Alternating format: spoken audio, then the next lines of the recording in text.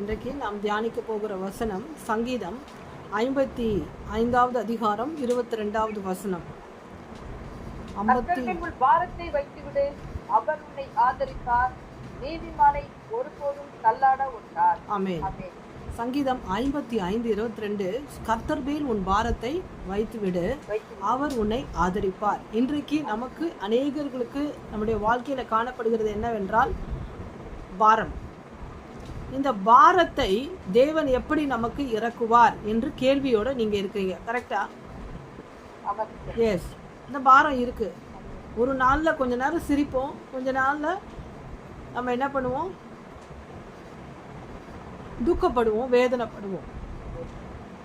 மாலையிலே அழுகை தங்கும், காலையிலே களிப்பு உண்டாகும் என்று வசனம் சொல்லுகிறது.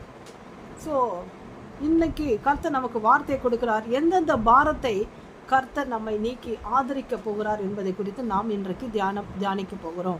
அப்போ எந்தெந்த பாரம் என்று சொல்லும் பொழுது அந்த பாரம் நம்முடைய வாழ்க்கையில நமக்கு லெகுவாய் அதை கர்த்தர் மாற்றி தேவன் இந்த நாளிலே நமக்கு ஒரு அற்புதத்தை செய்து கொண்டு வருகிறார். அவர் நம்மோடு கூட இருக்கிறார். வியாதி என்கின்ற பாரம், மற்றவர்களுக்கு நம்ம பாரமா இருக்கணுமா? சில நேரத்தில் நம்ம நினைப்போம். மற்றவர்களுக்கு நம்ம சுமையா இருப்போமா? நம்ம ஏன் பாரமா இருக்கணும், எதற்காக நம்ம பாரத்தை கொடுக்கணும் சொல்லி சில வேளையில நம்ம நினைப்போம். இன்னைக்கு கர்த்தர் சொல்றாரு, உனக்கு இருக்கிற அந்த பாவம், பாரம், சாத்தான் கொண்டு வந்த கடன் பிரச்சனை எல்லாவற்றையும் கர்த்தர் மாற்றி அமைக்க போகிறார். கிறிஸ்துக்குள் பிரியமான தேவ பிள்ளைகளே, தேவன் சொல்லுகிறார். 1 ராஜாக்களின் புஸ்தகம் 12வது அதிகாரம் 4வது வசனம் வாசிங்க. 1 ராஜாக்கள் 12:4.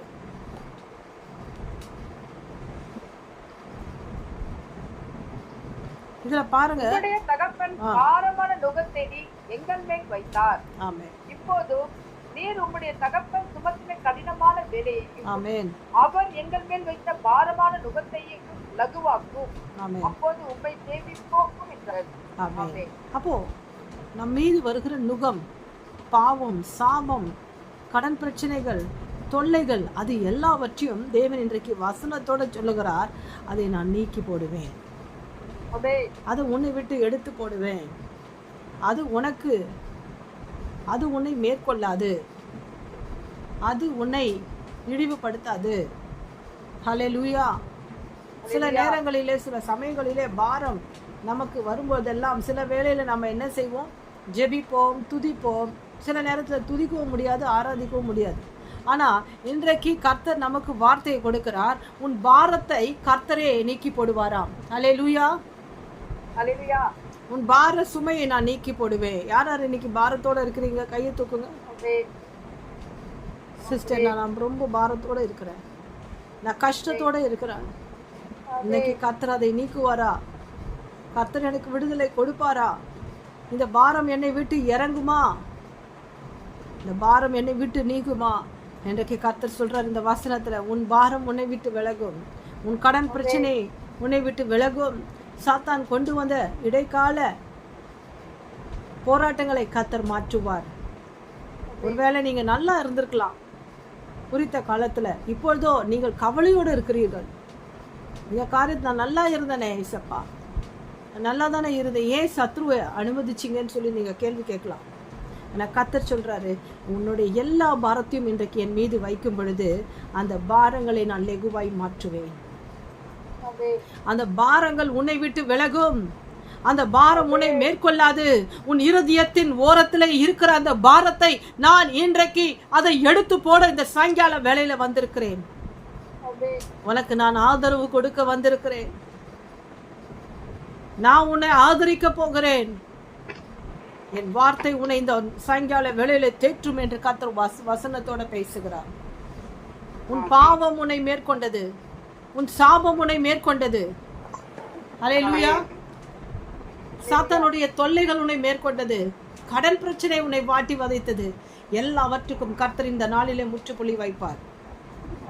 கிறிஸ்துக்குள் பிரியமான தேவ பிள்ளைகளே, சில நபர்கள் என்ன செய்றீங்க, இப்படி செய்தாதான் இன்னைக்கு எனக்கு ஒரு நல்லது நடக்கும்னு சொல்லிட்டு உங்களுடைய பாரம்பரிய காரியங்களை நீங்கள் செய்து கொள்கிறீர்கள்.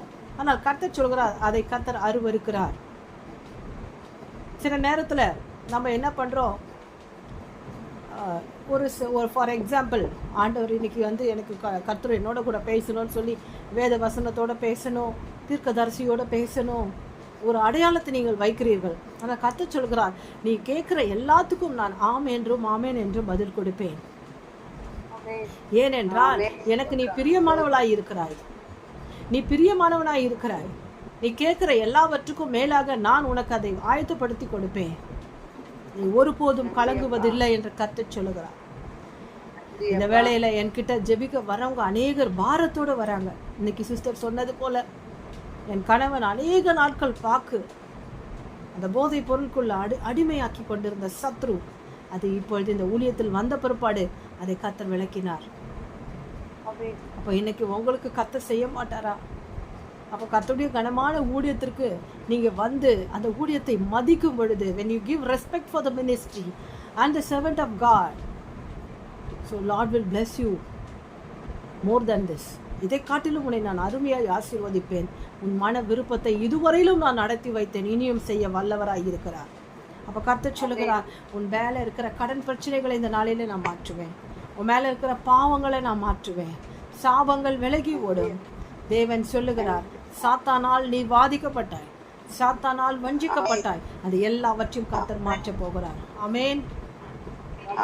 Price the lord. இரண்டாவது காரியமாய் தேவன் சொல்லுகிறார், துக்கம் என்கின்ற பாரம். துக்கம், வேதத்துல துக்கத்தோட இருந்தவன் யார்? யாபேஸ். வேற? துக்கத்தோட நிறைந்திருந்தவன், துக்கமே வாழ்க்கையாய் கொண்டவன் யோபு. வாழ்க்கையை துக்கமாய் கொண்ட ஒரு தேவ மனுஷன். அவன் உத்தமனும் சன்மார்க்கனுமாய் இருந்தான். வெளியே சொல்ல முடியாத காரியங்கள் அவனுக்குள்ளாய் இருந்தது.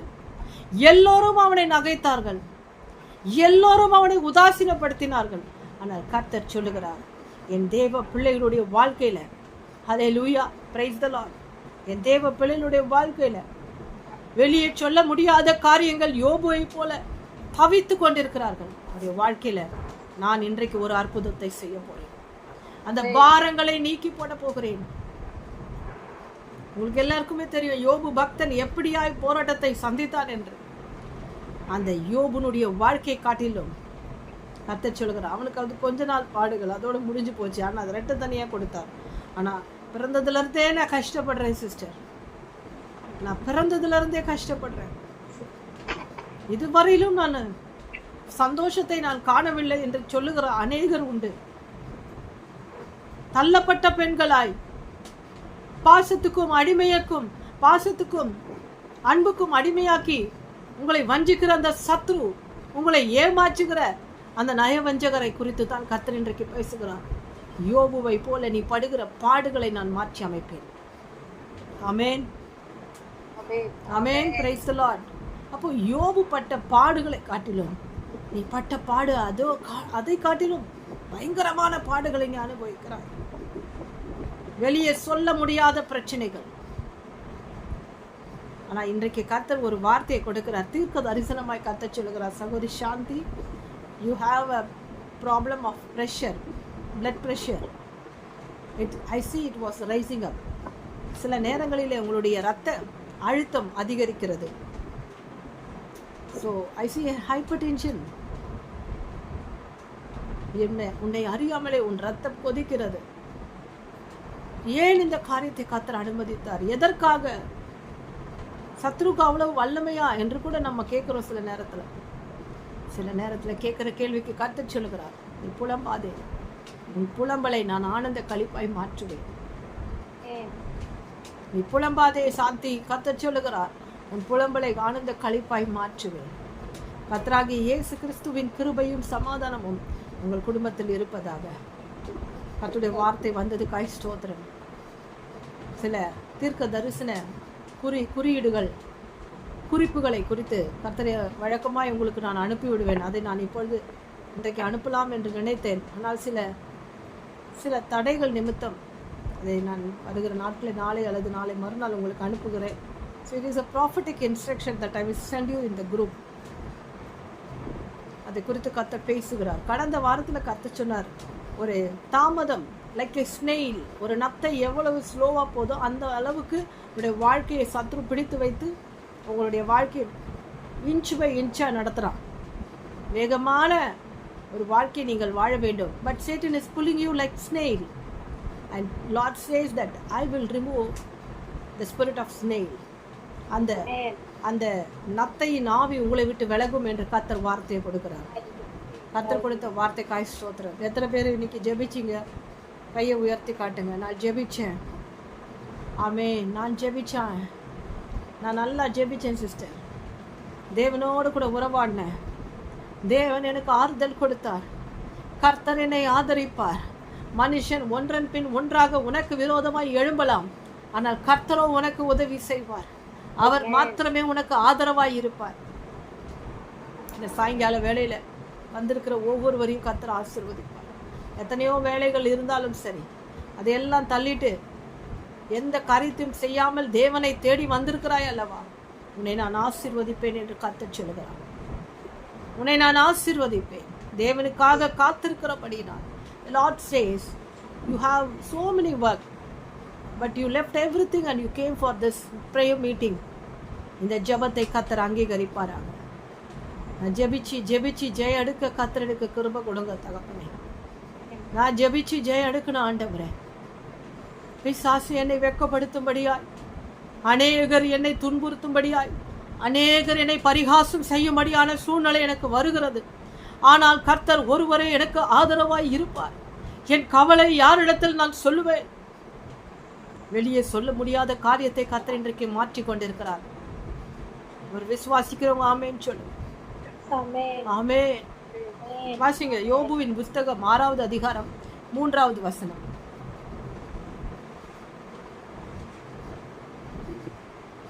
வாசிங்க யோபுவின் புத்தகம் 6வது அதிகாரம் 3வது வசனம்.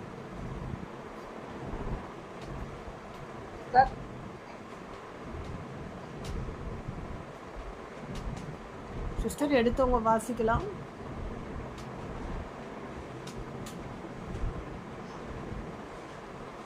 அப்பொழுது அது கடற்கரை மணலை பார்க்கிலும் பாரமாய் இருக்கும்.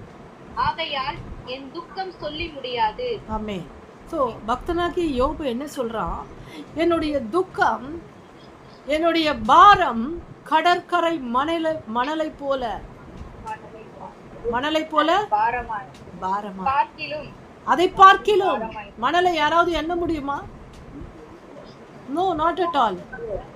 மணலை யாராவது அதை எண்ணி பார்க்க முடியுமா? இவ்வளவு பிரச்சனை என்று சொல்ல முடியுமா? No, not at all. கர்த்தர் சொல்லுகிறார், அதை காட்டிலும் என் பாரம் அதிகரிக்கிறது என்று பக்தனாகிய யோபு சொல்லுகிறார். என் பாரம் அதிகரிக்கிறது, என் பிரச்சனை அதிகரிக்கிறது.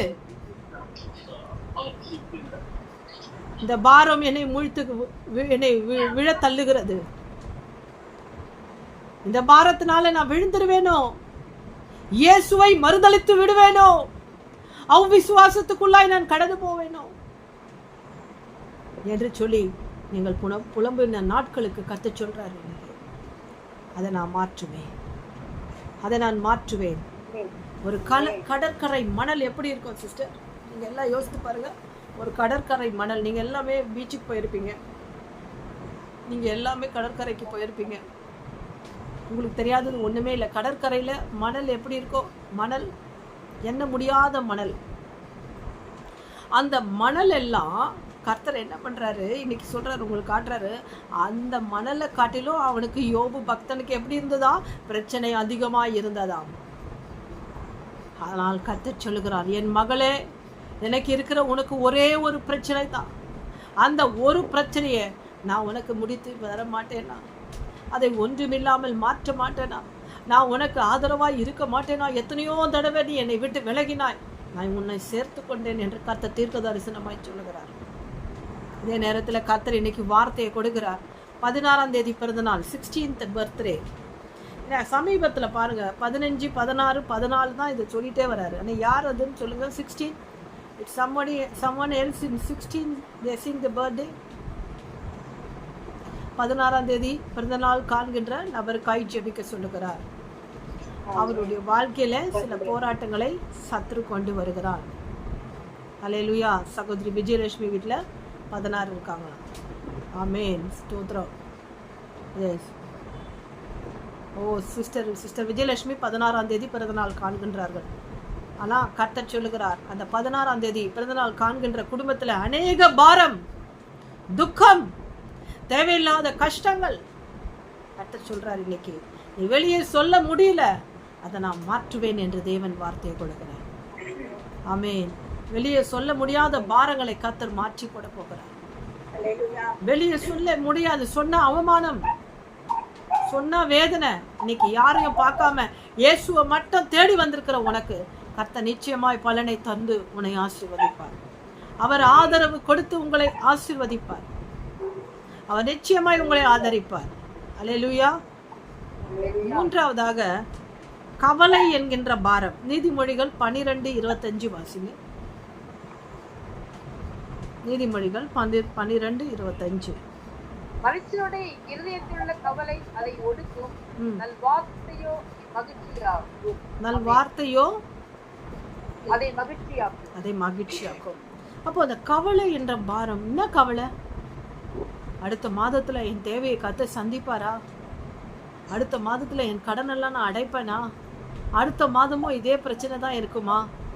காலகாலமா இந்த வாழ்க்கையில இந்த பிரச்சனை எனக்கு இருக்குமா? என் பிள்ளைகளுடைய வாழ்க்கையில் எப்படி மாறுதல் இருக்குமா? என் கணவனை ரட்சிப்பானா? அவன் ரட்சிக்கப்படுவானா?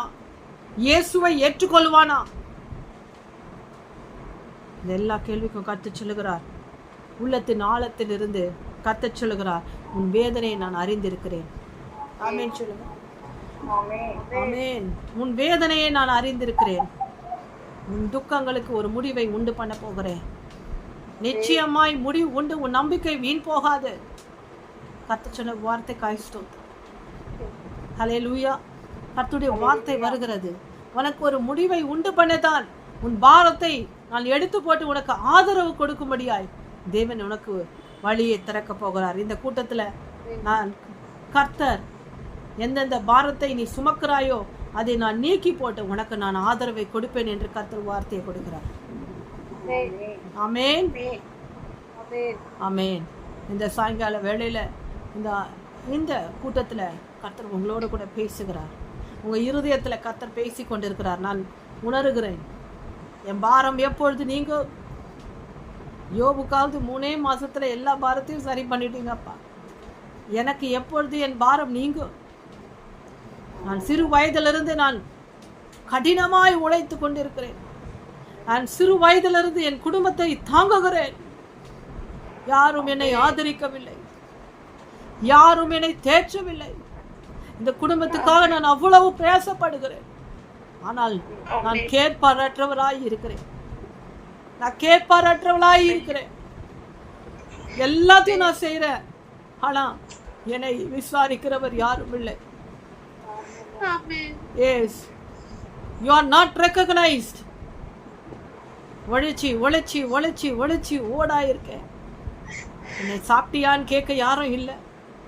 என் கணவனும் எனக்கு இல்லை, என் பிள்ளைகளும் என்னை கேட்பார் இல்லை, என் பெற்றோர்களும் அல்ல. நான் தனிமையாய் இருக்கிறேன். I see so many were shedding the tears right now. அநேகர் கண்ணீர் விடுகிறீர்கள். You cannot tell to openly to anyone. யாரிடத்திலும் வாயை திறந்து சொல்லக்கூடாதபடி உன் அழுகையை கர்த்தர் இன்றைக்கு காண்கிறார். உன் கண்ணீரை கர்த்தர் காண்கிறார். உன் கதறல்களை கர்த்தர் எண்ணி இருக்கிறார். உன் துக்கத்தை கர்த்தர் சந்தோஷமாய் மாற்ற போகிறார்.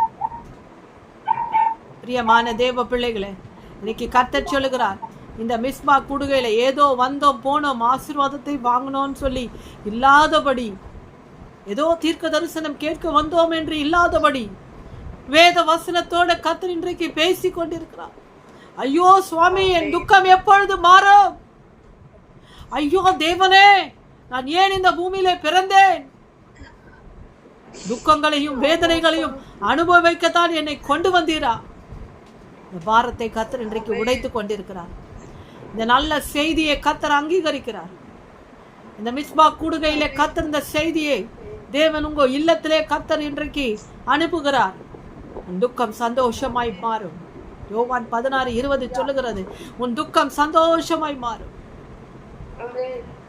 கர்த்தர் சொல்லுகிறார், பலவீனம், வீண் செலவுகள், சிறு வயதிலிருந்து ஓடி ஓடி உழைச்சி ஒன்றுமே நான் அனுபவிக்கவில்லையே, இதற்கான பலன் எனக்கு கிடைக்குமா? நிச்சயமாய் கிடைக்கும். கர்த்தர் சொல்லுகிறார், என் அன்பு மகனே மகளே, உன் கண்ணீரை நான் துடைத்து உன்னை ஆற்றி தேற்றி உன்னை நான் உனக்கு ஆதரவு கொடுத்து என் பக்கமாய் உன்னை நான் இழுத்து கொள்ளுவேன்.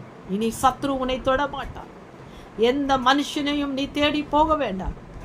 எந்த மாய மந்திரத்துக்கு நீ போக வேண்டாம். எந்த விக்கிரக ஆராதனையும் உன்னை மேற்கொள்ளாது. ஜீவனுள்ள தேவனாகிய இயேசு கிறிஸ்துவை நம்பி வா, உனக்கு நான் ஆதரவாய் இருப்பேன் என்று கர்த்தர் சொல்கிறார். ஹல்லேலூயா. கர்த்தர் உனக்கு ஆதரவை கொடுக்கிறார். மனுஷன் கொடுக்காத ஆதரவு, மனுஷன் கொடுக்காத அன்பு, மனுஷன் கொடுக்காத பாசம், ஹல்லேலூயா, அதை கர்த்தர் உங்களுக்கு கொடுத்து உங்களை ஆசீர்வதித்து கொண்டிருக்கிறார்.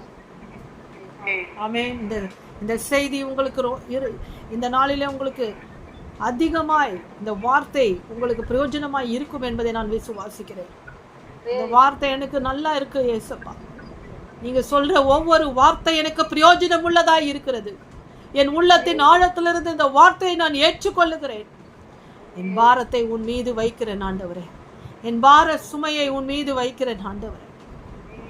அப்பா, கர்த்தரால் தெரிந்து கொள்ளப்பட்ட தேவ ஜனமாய் உமது பாதபடியிலே நான் வருகிறேன், என்னை அங்கீகரியும் என்று சொல்லி இன்றைக்கு நாம் ஒப்பு கொடுப்போமா? கவலைகள், பாரங்கள், சாத்தானால் வஞ்சிக்கப்பட்டீர்கள், பாவங்கள், துரோகங்கள் எல்லாம் உங்களை மேற்கொண்டுச்சு. இன்னைக்கு இயேசு கிறிஸ்து நல்ல செய்தியை உங்களுக்கு கொடுத்திருக்கிறார். நான் உனக்கு ஆதரவாய் இருக்கேன். யாரையும் நம்பி போயிடாத, நீ நம்பி ஏமாந்துடாத. உனக்கு துரோகம் செய்தவர்கள், உன்னை ஏமாற்றினவர்கள் அநேகர். ஆனால் கர்த்தர் இன்றைக்கு உன்னை நம்பி இந்த வார்த்தையை கர்த்தர் சொல்லுகிறார், நீ என்னை தேடி வா, என் மீது நீ நம்பிக்கை வை, என்னை நீ சார்ந்திரு. மனுஷன் முகத்தை பார்ப்பான், தேவன் இருதயத்தை பார்க்கிறார். கர்த்தர் உன்னை ஆதரிக்கிறவராய் இருக்கிறார். இந்த செய்தியை கொடுத்த தேவனுக்கு நன்றி செலுத்து. கர்த்தர் என்னோடு கூட இருக்கிறார். இந்த பாரத்தை கர்த்தர் என்னை விட்டு நீக்குவார். இந்த செய்தி எனக்கு பொருந்தும் என்று சொல்லி விசுவாசிக்கிறவர்கள் யாராவது முன் வந்து சத்தத்தை உயர்த்தி ஜெபிக்கும்படியாய் கேட்கிறேன்.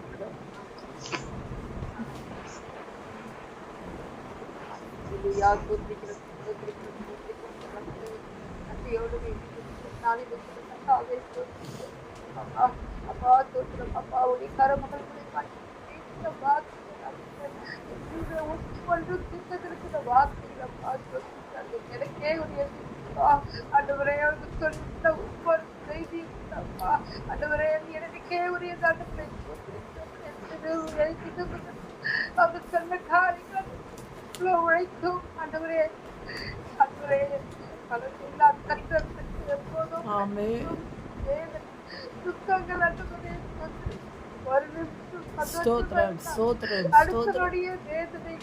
ஆண்டவரே, ஸ்தோத்திரம். ஆண்டவரே, இந்த செய்தி எனக்கே குறித்து என்னை ஆறுதல் படுத்த நீ சொல்லியிருக்கீங்க. இதனால் எத்தனையோ மன வேதனையோட இருந்தேன். மகள் குளிப்பாய் நீ ஆறுதல் படுத்த இந்த வார்த்தை நீர் எங்களுக்கு ஆதரவாய் ஸ்தோத்திரம்.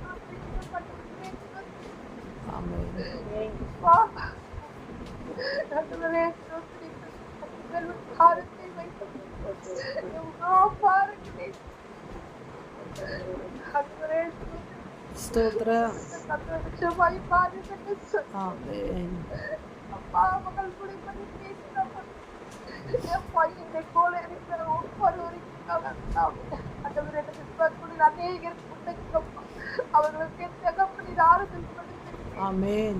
அவர்களுடைய துக்கங்களை சந்தோஷமாக மாற்றி எல்லா துக்கங்களுக்கு ஒரு முடி ஒவ்வொருடைய துக்கத்தை நீர் எடுத்து போட்டார்கள். ஆழத்துக்களை போய் பாருங்கள். அதுவரை எல்லா கடன் பிரச்சனையாக என்ன பிரச்சனைகள் எல்லாவற்றையும் எடுத்து போட வேண்டும். எங்களை தாழ்த்த வேண்டுமா? அதுவரை அப்பா மகளோட மனசே மகளுக்கு தெரியப்படுத்தி மகள் மொழிபாய் ஆண்டவர் நீர் எனக்கு ஆதரவாயிருப்பே என்று மகன் ஆமென். மகளை மகளை இன்னும் எடுத்து பயன்படுத்தும் இன்னும் அநேகருக்கு ஆதரவாக மகளை பயன்படுத்தும் மகளுக்குள்ள தலைவலிகளை எல்லாம் சேர்த்து மாற்றி போட்டுங்க. அந்த முதுகு வலியிலிருந்து விடுதலை கால் வலியிலிருந்து விடுதலை ஆமென். ஆமென்.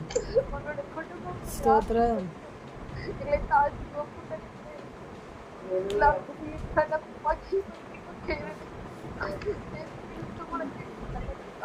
ஆமென். கர்த்தர் இந்த ஜெபத்தை கேட்டபடினால் கர்த்தருடைய நாமத்துக்கு ஸ்தோத்திரம். ஸ்தோத்திரம் ஆண்டவரே. கர்த்தாவே, என்னுடைய பாரங்களை கர்த்தர் அறிந்திருக்கிறீர். ஆண்டவரே, துக்கங்களையும் கவலைகளையும் அறிந்திருக்கிற தெய்வமே, இந்த சாயங்கால வேளையில கூடியிருக்கிற ஜனங்களை கர்த்தர் ரட்சித்து மீட்டுக் கொள்ளுங்க. கர்த்தர் சொல்லுகிறார், அப்பா ஸ்தோத்திரன், இன்னும் வருகிற நாட்களில் என்னுடைய தேவைகள் சந்திக்கப்படுமா? கர்த்தருடைய வார்த்தை தீர்க்க தரிசனமாய் வருகிறது. ஒரு கடை வியாபாரிக்காய் ஜெபி என்று கர்த்தர் வார்த்தையை கொடுக்கிறார். ஒரு கடை வியாபாரிக்காய் ஜெபி. ஜெபத்தின் மூலியமாய் அதிசயத்தை செய். நன்றி அப்பா. ஸ்தோத்திரம், ஸ்தோத்திரம், ஸ்தோத்திரம் தகப்பனே. கர்த்தருடைய அன்பின் கரம் வெளிப்படட்டும். பிறந்தநாள் காணப்போற நபருக்காய் ஜெபி. 16ஆம் தேதி பிறந்தநாள் காண்கின்ற நபருக்காய் ஜெபி என்று கர்த்தர் வார்த்தையை கொடுக்கிறார். ஓ, வார்த்தையை கொண்டு கர்த்தர் பலப்படுத்துகிறீர்.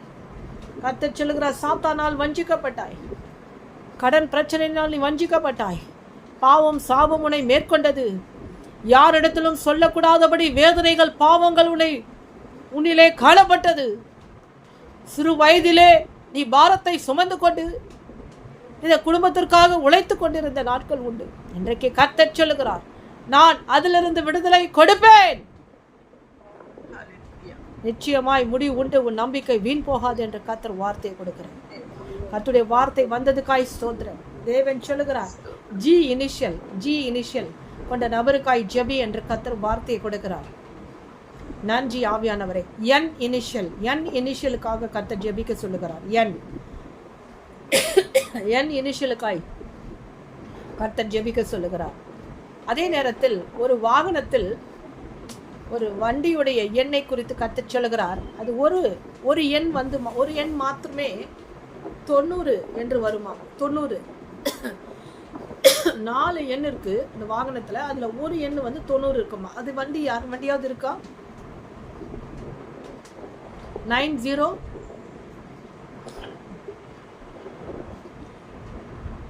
அதற்காக கர்த்தர் ஜெபிக்க சொல்றாரு. அதற்காக ஜெபிங்கள். இந்த வாகனத்தில் தேவ ரத்தத்தை தெளிங்கள். எல்லா விபத்தின் ஆவிகளை கர்த்தர் மாற்றி கொடுக்கிறார். வயிற்று வெளியிலிருந்து கர்த்தர் உங்களுக்கு சுகத்தை கொடுக்கிறார். சுகம் கொடுக்கிற தேவனுக்கு ஸ்தோத்திரம்.